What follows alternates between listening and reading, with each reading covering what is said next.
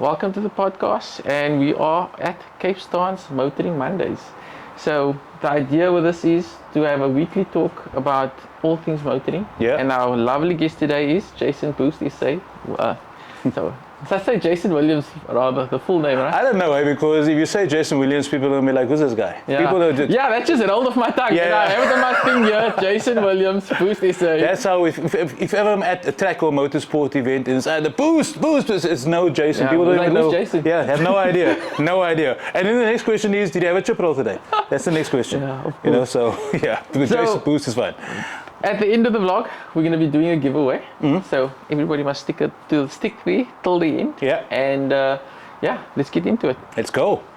We'd just like to thank the sponsors. Today's sponsor is Turtlewax, and they're going to be part of the giveaway at the end of the episode. So let's get into this. The podcast that I'm starting is more because I want to create a community for the automotive industry and like a place where people can engage and comment. And like I feel like the automotive scene in South Africa is very disjointed, and you don't know where all the information is. And like, I mean, even you live in Cape Town, and you don't always know when there's a racing events or when there's like meetup. Like for one, the cars and coffee that happens all the time. Yeah. You just see it on the day, people posting, and you're like, If it's not in your direct line of sight, which is where social media is nowadays, if it's not on your personal algorithm, you miss it. Yeah. And I think this is, we've been doing this long enough. Yeah. I think it gets to, that's where it is right now, where if I follow drag racing, I'm only going to see drag racing stuff. If I follow circuit racing, I'm only going to see circuit racing stuff. And I kind of think people kind of prefer it that way. I'm going to go here because I want to see drifting. yeah, So and I'll go also here. it's like they love that. That's your passion. You want to stay in there. And my thing is though is like when they used to box us as stance people, just like stance, What do you mean? What do you mean used to? Used to Still do. The boxes is unraveled because I mean, for example, Cape Stance, we on drifting, and we're on the track. We're doing track days, so we basically unboxing that whole box of stance guys on your life. And I salute you for that, by the way, for actually stepping out of that, because it does become a comfort zone. Yeah, and besides the comfort zone, it's actually a little irritating because if you look at it, like car guys don't really like just one aspect of cars. Yeah. I mean, and I'm trying to let real we car see that's guys, our message at OTF as well. It's like the motoring sport industry, people love cars. It's not just like, I only love wheels about cars. I only love, the paint of cars. Yeah. It's more like it's motoring passion, and that's what I want to try and like unravel with this podcast and just show like, this is a stance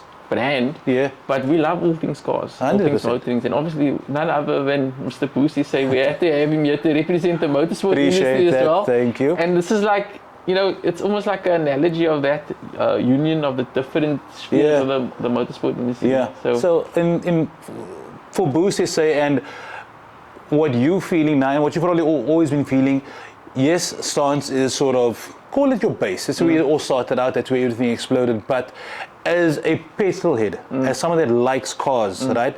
It's not only about stance. That's what people see. But you're gonna like Formula One. You're gonna like NASCAR. You're gonna like drifting. You're gonna love motorsport. Yeah, so like for what happened to me, basically, why I focused on stance was I had the Red Ballard, the P20 VTEC. With all the stickers on it. Yeah, I remember. But before they had the stickers on, I was like predominantly in the race scene, going to Sack Circle and just watching and going to Street to Strip and, all those racing events. But one night we were doing privates and I over-revved the car, money shifted and destroyed the engine. And I was a student. So you can imagine a 15-20 grand bill like 10 to 15 years ago, you have a heart attack. 100%. And I'm like, I only had the car maybe like say 2 years or so, and to not experiencing it longer and having to spend that much at that age, you're like, you need to work with something that's a little bit more feasible and sustainable for your budget.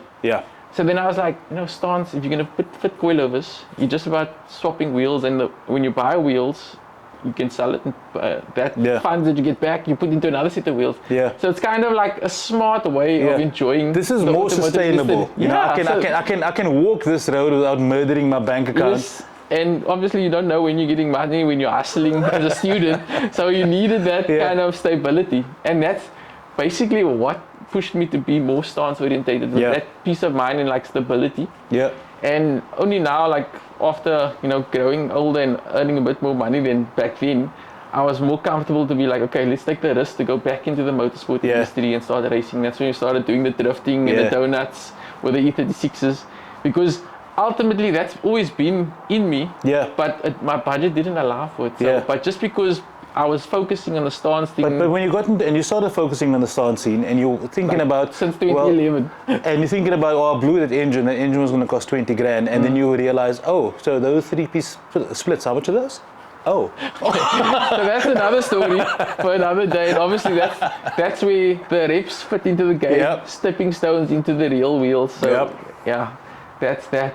But we jumped the whole part. I wanted to actually give a whole structure of what we actually want to do with the podcast. Am I derailing this whole thing? That's my bad. No, it's both of us. We got too excited. And that's what I want to try and create with this, is that excitement and enthusiasm. Yeah. It's like when things get too structured and rigid and, everybody's like afraid of being judged and whatever, you kind of dumb down that real fuel and fire inside of you. I think what's happening is, and let's be real, I'm not a youngster anymore. 10, 15 years ago, I might have been concerned about that. Right now, I'm an old man that doesn't care what anybody thinks. I'll say what I want you to do. You got your opinion, fine. It's not going to change my life today. And I'm in the same space as you, but there's a lot of people who aren't, and who are actually I know a lot of people have something substantial to say, but because they fear the criticism or the negativity, they shy away. And that actually ends up making the scene a lot smaller. It does. So this is basically, the Motoring Mondays is a safe space for everybody to converse and spread positivity and grow the automotive industry. And this is something that I want to do, that I'm trying to do on a weekly basis. And every Monday, at the Monday evening, I'll be uploading a video. So it's my commitment to the channel and to the automotive industry. You're saying that online, but that's going to hold you accountable. I'm holding myself accountable. I already have planned. My schedule allows me to, Sundays I can do the content and filming, and then Mondays I know I can go live. Okay, that makes more sense, because it's shooting Monday morning to upload Monday night. It's doable, but you got pressure. But it's basically, the brainchild came this morning, so that's why in future, next week, I'm not going to put myself under this much pressure. When Ajahn phoned you at 7 o'clock in the morning, something must be wrong. What is going on? What is happening? Or something is cooking. Or something's happening. Something's happening.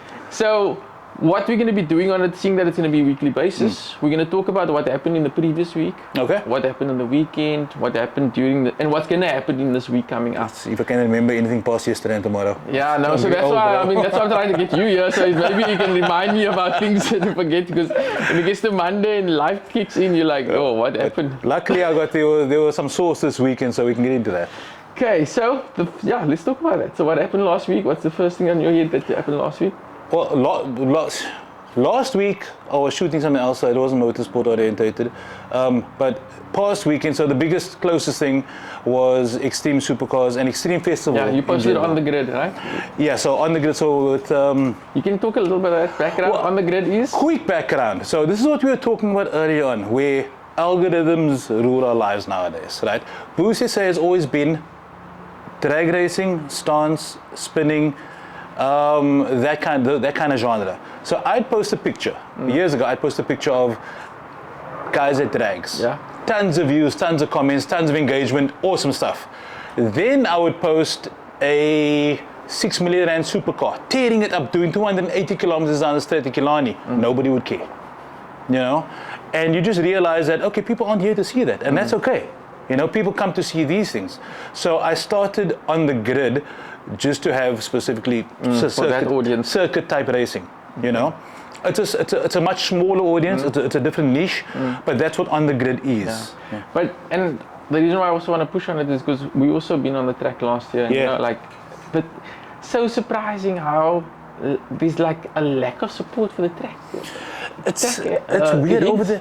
Killarney 20 years ago, Killarney, and you hear the old timers talk about it all the time, about what racing used to be, and not specific Killarney. We're not going to isolate them, but I've been fortunate enough to travel around the country to different race tracks, to Swartkops, to the race tracks in PE, to Scribante, to Kyalami, and it's the same everywhere. Just motorsport in general, there is not. It's not that people aren't supporting it; they just aren't walking through the gates and sitting by the track and watching the racing like they used to. But do you understand why? Like, I've got a theory, right? And it's reasons why I've been thrown off racetracks before. So a little while back, I used to do these live streams.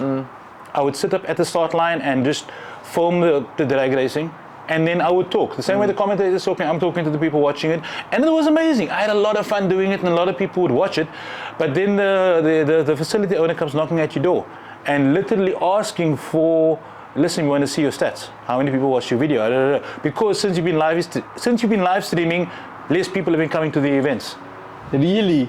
Serious. That's exactly what it was. And because I've got a good relationship with facility owners. I was assuming that. Remember we said that thing about OTF? Yeah. You know yourself, if you live stream so much, why do you need to go? 100%. So I understood it. I didn't kick up a fuss. I said, listen, I don't want, at the end of the day, I don't want to hurt motorsport. And you were doing it innocently. Yeah. You were like, I want to give back, and because at first it starts out as exposure. Yeah. Because you're like, oh, let people see what's happening. Yeah. And then you get to the point where you're covering the whole thing, and people's now thinking, okay, I'm seeing everything on here. Yeah. And like, why do I? I'm getting a better view from here. So why do I need to come? So that sort of happened, and back to the point. My theory behind it is. And I had this conversation literally on Saturday. People having, every weekend you go into the track, someone's going to say this, there's so few people in the stands. I'm like, because they're watching it at home. You know? Motorsport, the eyes on motorsport has grown. More people are watching it now than did 10, 15, 20 years ago. It's just that they're not watching it from the grandstands, they're watching it on TV or on their phones or on their smart devices. So, and how that works for, and that's why sponsors jump on. I'm busy doing PR for another racer now, and they tried to get, I'm not going to name any names, but they tried to approach a sponsor. The first question the sponsor asked him was, let me see your socials. What's your engagement? What you're posting? This is what they want to know nowadays, because that's where the eyes are. Definitely. So, and to get more people out there then, like what is your thoughts? Because that's what I'm saying is like, when you go to it and you're attending, it's like night and day compared to street instead of... So different. Like the amount of people, and also obviously, but the experience when you're there, you actually get to get more intimate. You can walk through the pits and the stuff. It's like crazy. You're so shocked. I get chills when you say that, because an example, right? Let's use Somali Hill Climb. Okay, been going there for the past since they started. I've been to every single one. A secret. You have a secret? Not a secret. It was like a confession. Oh, okay. So I've never been to it, and I've always wanted to. Take this microphone. I need to go. This is done. We can't have this. You need to take me this conversation. How can you not be there? But it's one of those things I've always wanted. I know. It's insane. You can see. Crazy. The hype and the adrenaline. Bro, what you're saying now, being in the pits or whatever, that is Somali Hill Climb. It's crazy. So people say to me, do I need a ticket? Like, if you're going to come to Somali Hill Climb, if you're going to come out of Cape Town, spend a little bit of extra money and buy the pit pass. Hang in the pits, because watching it on TV is one thing. Yes, and I'm not going to lie about this. Watching any live race on television is better. You see every corner because of the way the camera is set up. As it goes past, you don't know what happened. But there's nothing that can replace the feeling of being at that track. Of course, when that hearing the car, feeling the car drive past, your body will shake, the stands will shake, feeling the energy of the crowd around you, cheering for a certain car.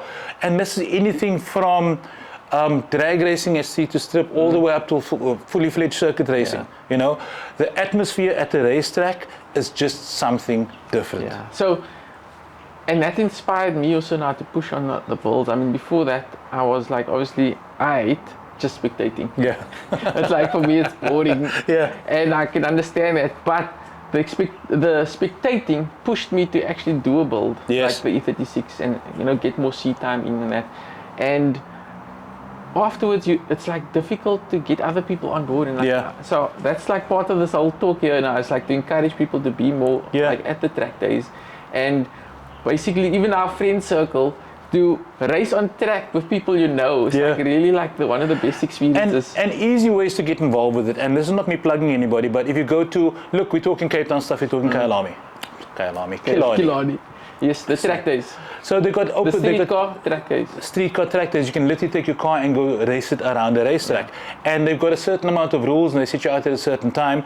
It doesn't matter what car you have, as long as it's legal and it's got a license and the safety is up to spec, you can go race it. That was my gateway to it as well. Yeah. And it was only It's because your gateway drug. Yeah. Ernest got me in on it. And you'll get anybody in on anything. And this is the wrong guy to talk to. No, he's the right guy, because he gave me the right tips. Told me about, making sure the tires are right, making sure your alignment's in. And the only thing he didn't tell me was make sure you have the right brake fluid. So the brake fluid. Because like the first time I went, first lap around, braking spots is changing. It's like, okay. There's suddenly no brakes, but I got brakes over here. Yeah, so my first track day was like lots of short stints. Yeah. So, and other than just the track days, even if you don't want to go drive your car around the racetrack, you could go to the auto rallies, right? Or the rally days. Before we go to that, the street car track days, what impressed me was there was girls in minis, not even Cooper S's, just normal Coopers, coming there to do their track days, and it shows like literally it's open to everyone. And just having an absolute joy with what you've got. Experience that time on the track, and it's like really that seat time is really like. And you get bangers for Instagram and TikTok, easy peasy. Everyone's winning. Everyone's winning. How do you get your car on the track? Come to the track day. And it's not that expensive. I mean, what is it? I think it's like $700 the last time. Yeah, I think 700, 800. And you get a good amount of track time if it's a regular everyday car you take to work. Yeah, it's that's more than your car can handle. Yeah, your car's not going to do all of it. Your car's going to have to calm down. But you've been in the racetrack pushing as hard as you comfortably can. So it's a lot of fun. So the next thing about old news, so we're going to extend further than last week, so it's basically lots of news that happened in the last year. How far do you want to go back? OTF 24. Wow! So okay. 2 to 3 months. Yeah. I just want to highlight, obviously that OTF 24 was really like a milestone for us. It was next level. I actually didn't have a chance to like sit down like this with you and chat. Like, what was your experience and your I enjoyed it thoroughly. First of all, because I've been to all of them, and just what you've done with it this time, and our 10th year anniversary. 10 years, right? And it's really gotten to a level you knocked it out the park for number 10. I honestly don't see what you're going to do for number 11. What are you going to do more? Yeah. I know you will. 25. Yeah. So we are already cooking. I can literally say the Monday after OTF 24, I already called big, the city and a few other people to like say, look, we've done this now. What can we do to make this thing bigger? Yeah. So we've been cooking since the Monday after OTF 24. So you got plans? Yes. So OTF 25, we're going to come back. What we need now are pyrotechnics and airplanes flying over. Or you have to do something. Honestly, I was trying that for OTF 24 already. I was like, it's rugby sevens that weekend.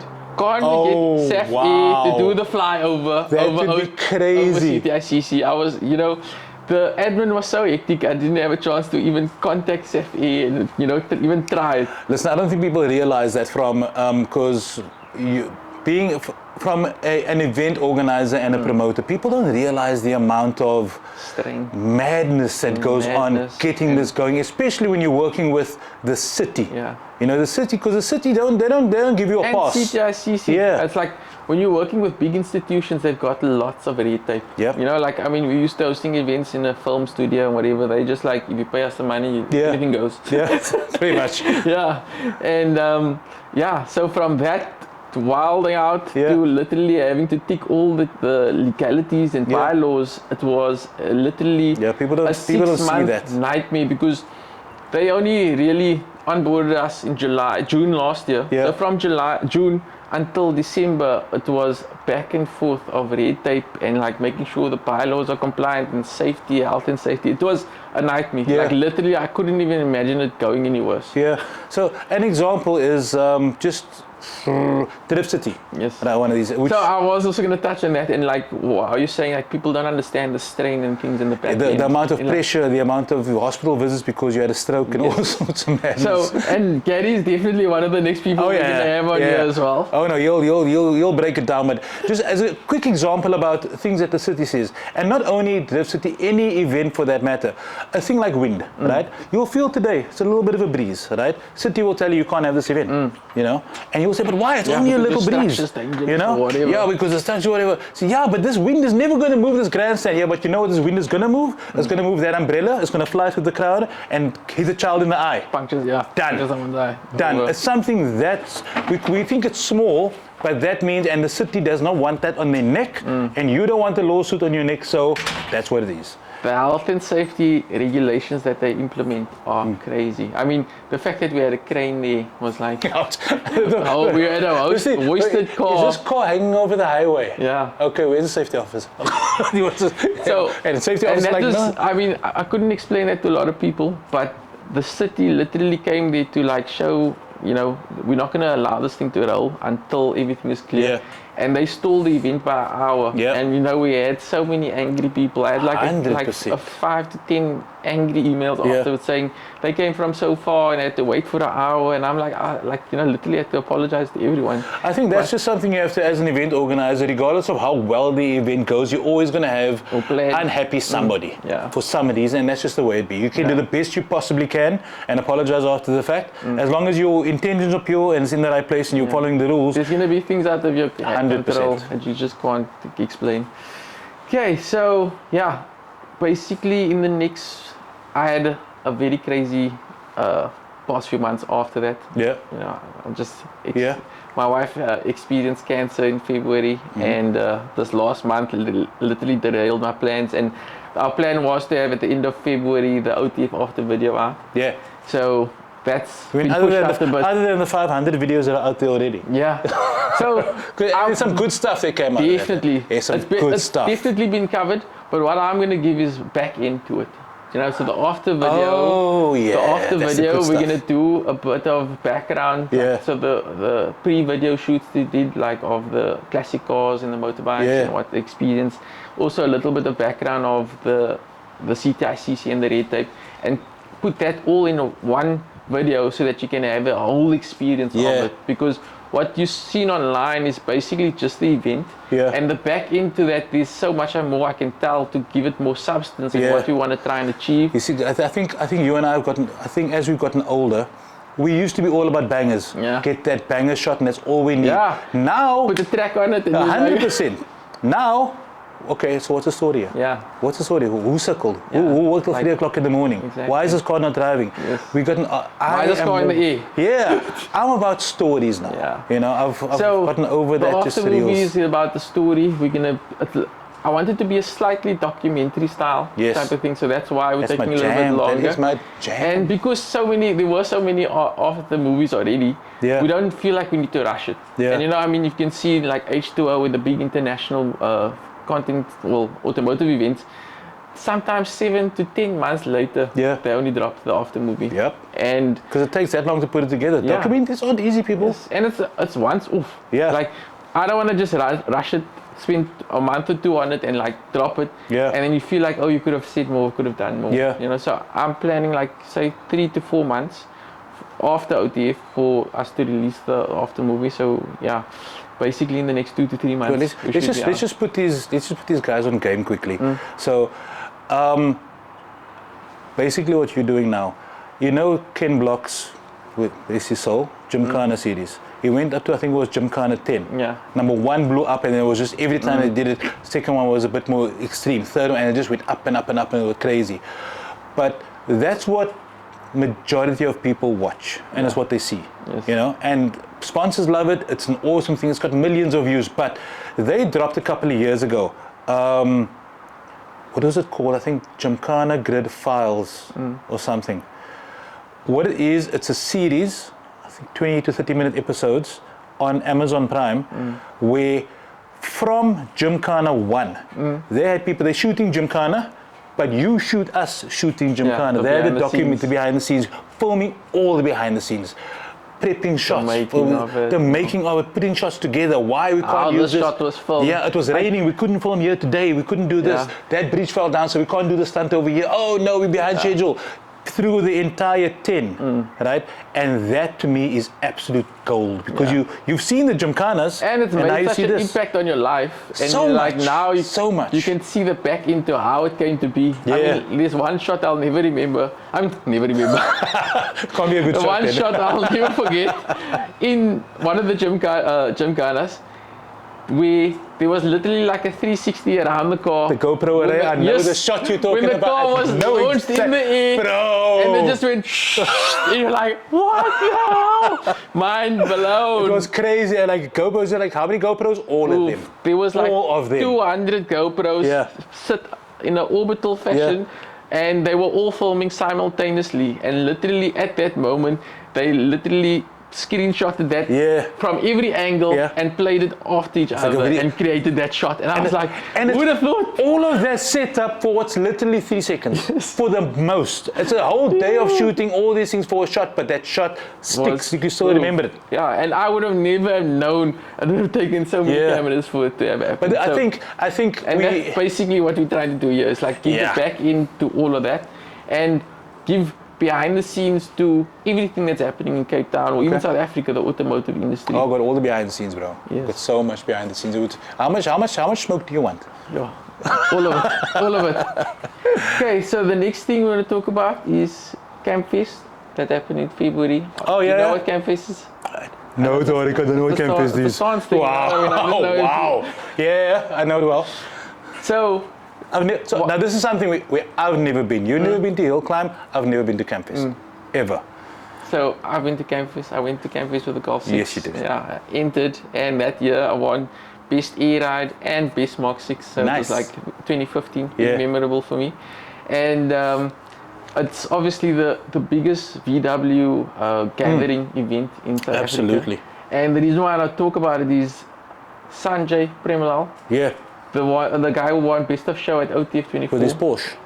Yeah, so not only the Porsche, remember he had the Porsche, he had the E93 M3, he had the Mark III Jetta, and he had, with the Porsche engine. Yes, and the C63 M3. So he Love made those his cars. first entry into the Big Stars game at OTF with that 4 vehicles, and then he said... So, was that his, because I interviewed homie, I can't even remember, was that his first into an actual bigger competition? So, in Cape Town. Okay. Sorry, in Cape Town. Last year I met him at Gas Motor Show, and he won Best of Show at Gas Motor Show. Yes. And I was judges there with Annie and Tariq Musa and a few other guys.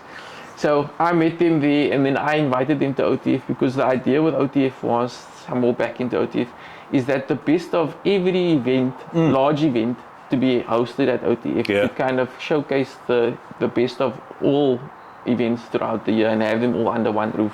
So obviously we had to have Best of Gas Motor Show, which was the Jetta, which also was the same Best of Show at OTF 24. Yeah. And he took the Jetta to, along with the rest of his collection, and he made a massive impact. He made literally, I think he killed Campfest. Yeah. Like there's no one for the foreseeable future who can kill what he did. You know what he did?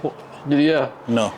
He has a Mark 1, 2, Mark 7 Golf, all 2 doors, and all of them, except for I think the Mark 7, have 3.6 or 3.2 V6 engines in. And they fully built, bagged with split wheels, the interiors done, like fully built. He's got a fleet. A fleet. So there's a photo, we'll post a photo. He lined them up from Mark 1 till Mark 7 all in a row That's at insane. Campfest, and he like literally killed he planned to dominate, and that's what he did. Yeah, and then in addition to the Mark 1 to 7 Golfs, he took a caddy bucky and the Porsche as well. Now you know why I like this?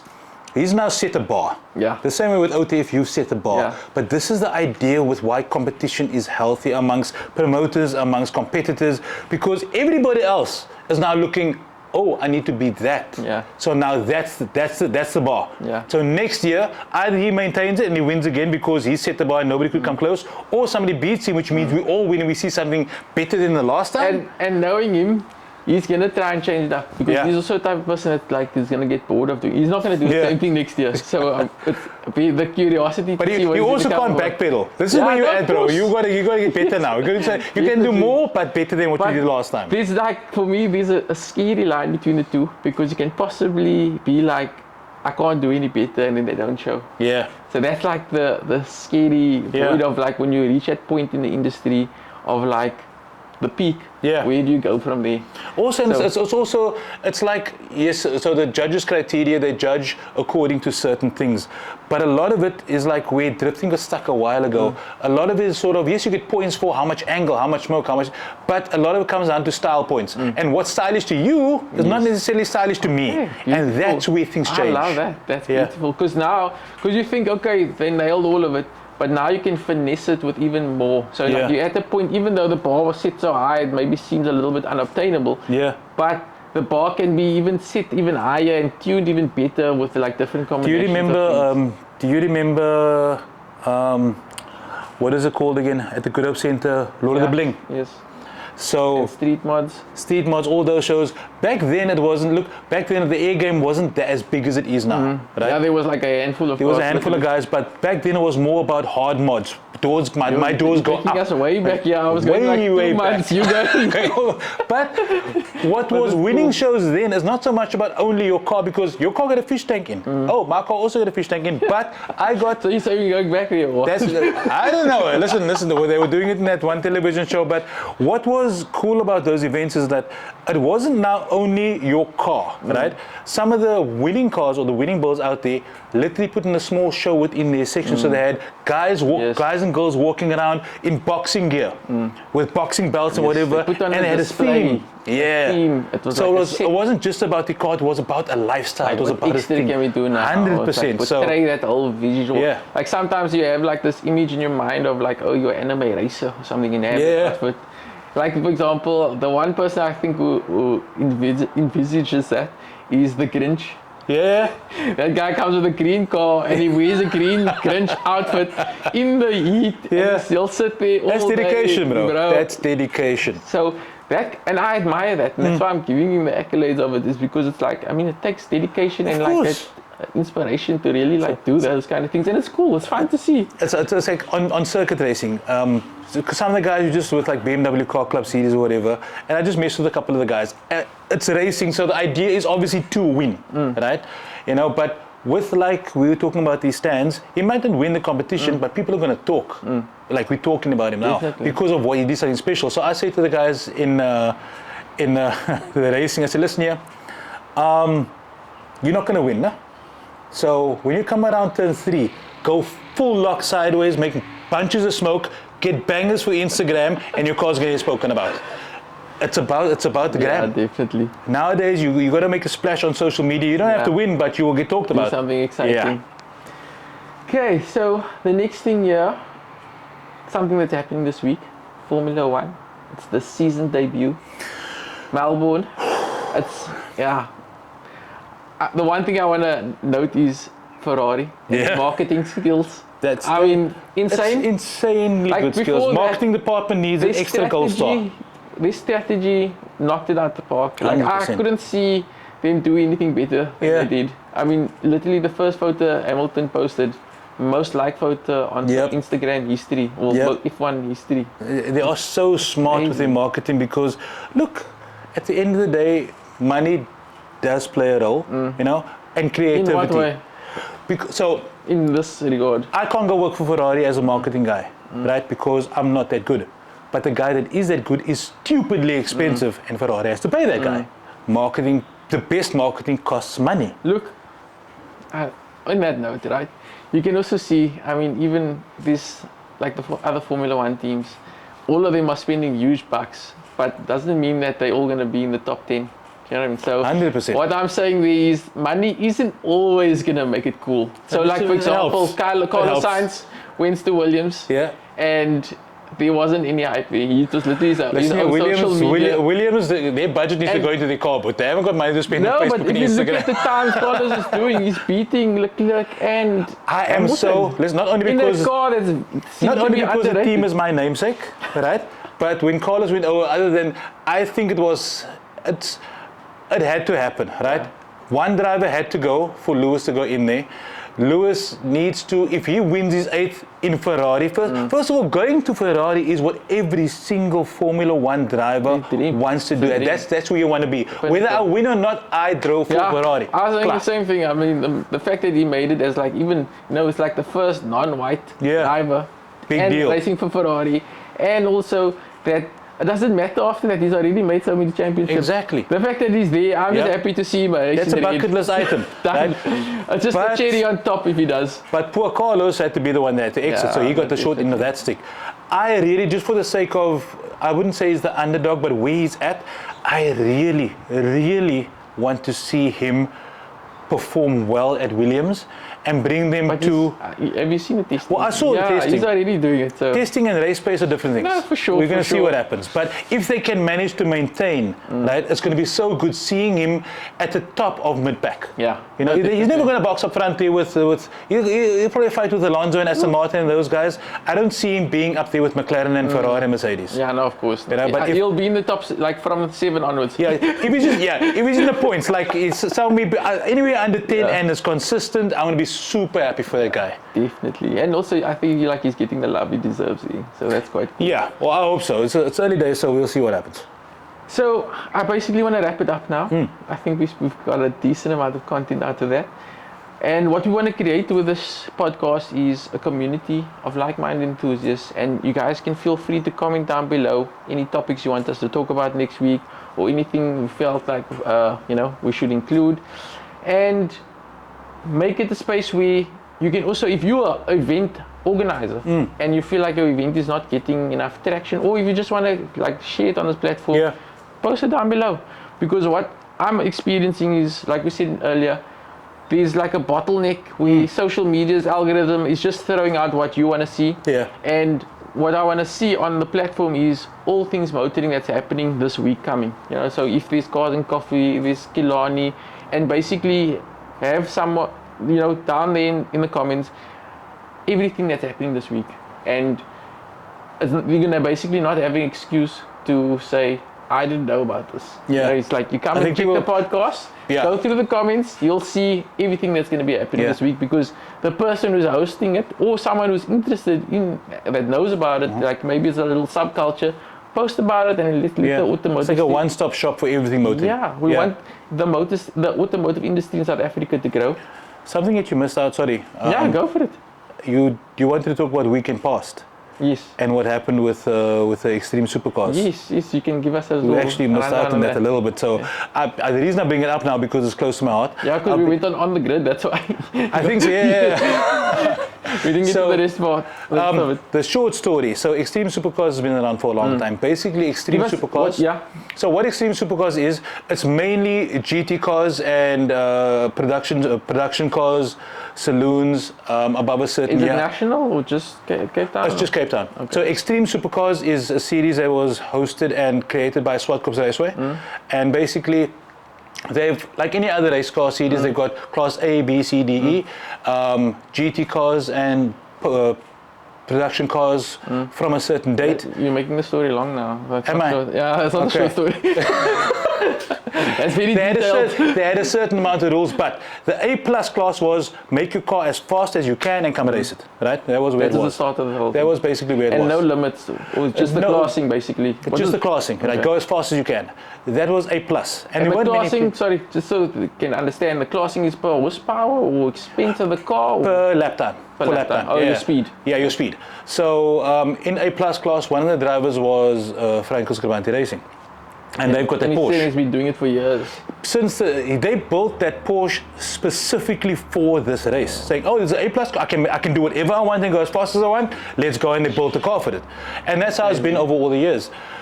Over round 1 now, they changed the ruling. They've taken away the A+ class, which is basically the open class, which is do what you want, right? They've taken that away. So now you've got a ruling which means you cannot go faster than 1 minute 11 seconds around Killarney. You're limiting how fast you can go. And they were like, okay, so, and what happens if I break out? Well, then you get a penalty. So I'll go faster than 111, and I must go to the back of the... That doesn't even make sense. And this is what people are saying. So there's a lot of up and down. That whole series is in a little bit of a back and forth, because you got people that are pro, the guys that are slower, like driving GT3 cars and that kind of thing, they would never make that time anyway. Like, well, it doesn't affect us much, we don't care.